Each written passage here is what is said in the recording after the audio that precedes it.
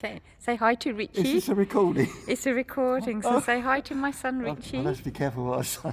Yeah, God no. Right. Say hi to Richie. Gordon. 10th of Gordon, say hi to Richie. This is to my son. Say hi to Richie. Oh, I wave. Am I waving? You're Okay. waving. I know nothing about those cameras. Right, okay, go I ahead. didn't bring my camera today. I normally do. Right. The 10th of January 1946. 51 nations gathered together in here for the first meeting of the United Nations. All right. Now, there's a lot of famous people that have spoken in the where you are now in the Great Hall. The Dalai Lama, Mahatma Gandhi, Dr. Billy Graham, American evangelist, Winston Churchill, and also Martin Luther King was here before, of course, he was assassinated. And after he was assassinated, I actually heard his widow, Coretta King, I think her name was, in this building. So it's used for not only worship, about 1,000 seats roughly, not only for worship, it's also used for graduation ceremonies, conferences, musicals and so on. Now, I think you must have heard of Andrew Lloyd Webber. Yes. Andrew Lloyd Webber, who composed quite a lot, Cats, Phantom of the Opera. But I don't know if you recall, one of his compositions was Joseph and the Amazing Technicolor Dreamcoat.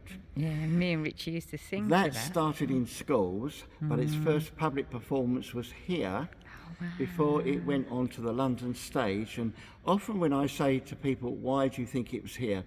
They say because of the acoustics. By the way, they've only just last week or two improved the acoustics, and I can't quite see where at the moment, but it's all been improved. Now, the reason why it was here, because William Lloyd Webber, his father, played that organ for many, many years. Oh, wow. I'm not sure my fact at the moment, but I haven't. I'll need to check it out again. But I believe it has about 3,000 pipes. Wow. This building opened in 1912. J. Arthur Rank was a Methodist and a film producer, and in that time in 1912 he donated these, shall we say, cinema seats. They were here and down below as well, but they were now taken so they can have more space for whatever needs to go on. When Her Majesty the Queen was alive, and when any of the royal family come here, as they do from time to time, that is what we might say would be the royal box. That's where the Queen would have sat, with the Duke of Edinburgh and others. When Prince Charles, as is now King Charles, was married to Diana, they came here for a carol concert.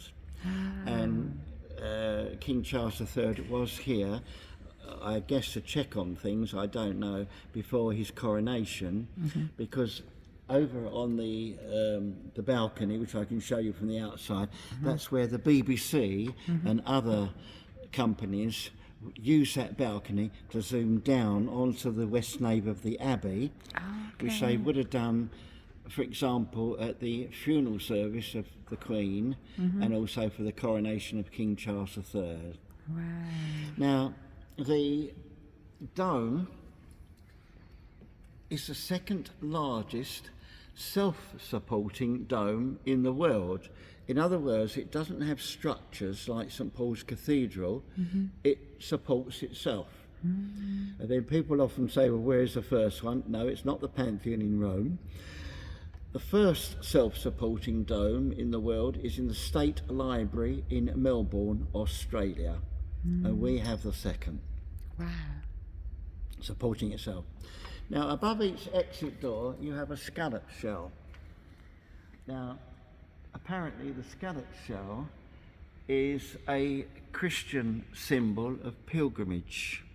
I think I got it right, I hope so. Santa de Compostela in, I believe, Spain, is where a lot of people go on a pilgrimage. And so I've been told on their walk through to wherever to get to Santa de Compostela, each place they stop at has the scallop shell, a symbol of pilgrimage. Now, I'm 85 now. Definitely don't look at 85, my darling. You're doing very well. So I like to say Thank you. That It's the the Botox. scallop shell reminds us. Well, whatever, maybe tell you that. The scallop shell reminds us that we're not here forever.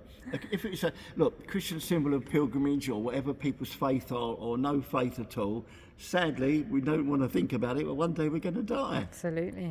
You know, and we start there, and now I'm nearer there. So it is a Christian symbol of pilgrimage. Now, have I? Well, one I thing, don't think you're near there. I think you've got miles to go yet. Oh, you are nice. You can come again. I don't know. That's up to the Lord, not me. Yeah.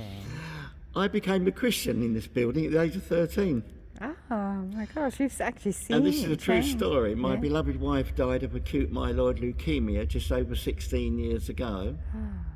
And I studied 25 years teaching with a guy called Martin Turner, who gave up teaching, became a Methodist minister, could have had a little tiny church anywhere in the country, ended up here as superintendent. He's now retired. So after my wife Joan died, Martin knew, you know who your friends are. I think he said to me, Graham, you talk a lot, come and help us. And I said, what do you want me to do? That's why I now play the piano here and do tours, which are now only on a Thursday tours, because we haven't got enough people. It's voluntary, you don't get paid.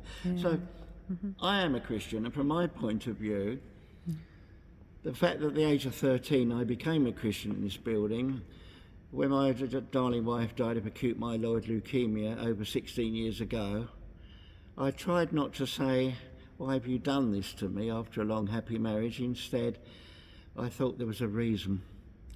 Now, 16 odd years later, I can see what the reason was, because I've been doing tours here for over 15 years. Wow. So there we are. Whatever one thinks, and the world's going